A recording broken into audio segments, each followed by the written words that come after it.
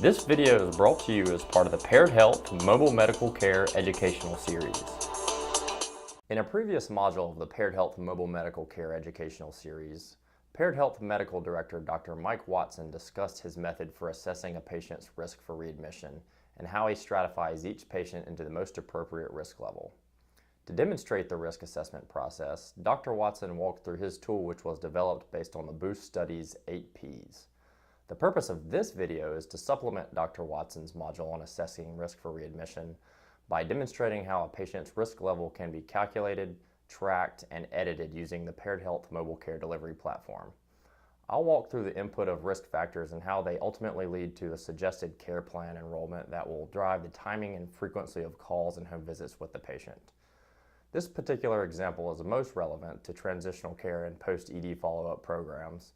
However, its application can relate to a home visit program of any type where the current risk level of a patient is also a determining factor for when they are seen, how frequently they should be seen, and who they should be seen by.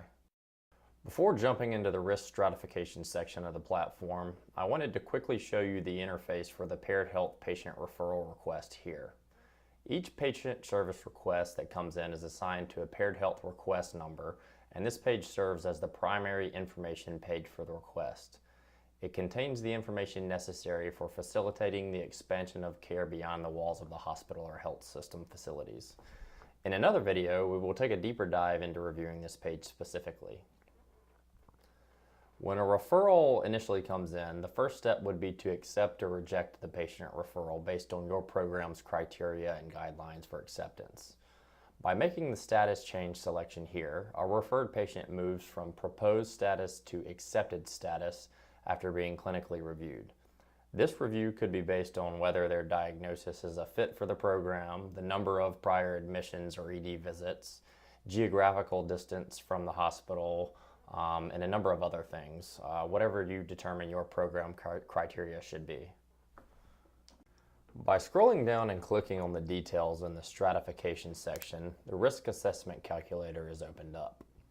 As mentioned before, in this example we're using Dr. Watson's risk assessment tool, which was developed using the Boost Study 8 Ps. The Paired Health platform can certainly be tailored to accommodate a risk tool that may have been developed by your particular health system, or maybe there's another well-known assessment tool of your preference which can be built in as well. Dr. Watson has found this version of the Boost 8 Ps to be successful, so it is built into our platform as the default readmission risk assessment calculator.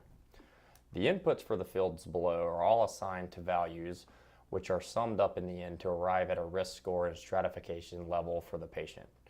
Let's plug in some example selections for this patient here.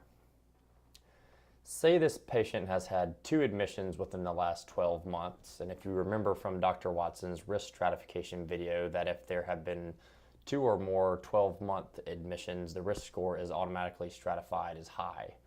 In the polypharmacy drop-down, you select the number of medications that the patient is currently taking.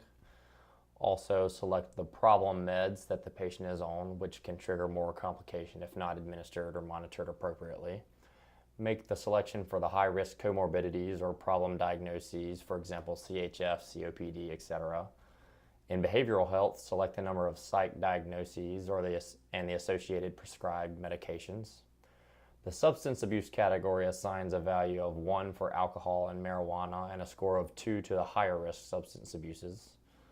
Select how recently this patient has been to see their primary care physician. For example, they have seen their PCP in the last 6 months, 6 to 12 months, or greater than a year. And finally, home support measures the adequacy of caregiver or whether one exists at all. As you can see by the stratification value number shown here, we have assessed an apparently very high-risk patient.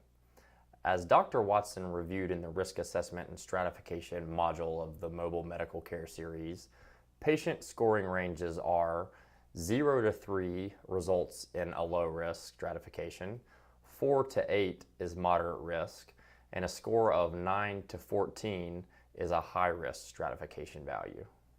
Using the risk score suggested by the tool, the patient is enrolled into the plan of care that is commensurate with their risk level. These care plans drive the suggested timing and frequency of touch points, both calls and home visits, that the clinical personnel will have with the patient. Clinical personnel may include MDs, PAs, NPs, RNs, or whoever may be interacting with the patient in your particular program. Like the built-in risk tool, these care plans are our platform's default transitional care plans, but can certainly be tailored to what your specific program dictates. Since the example patient that we just assessed the risk for is a high-risk CHF patient, I will enroll them in the high-risk CHF care plan shown here. In this video, I walked through how you're able to use the Paired Health mobile care delivery platform to consistently calculate and track the risk level for each patient enrolled in your program. Based on the risk score calculated, the patient is able to be enrolled in a care plan that is tailored to the level of care that they require.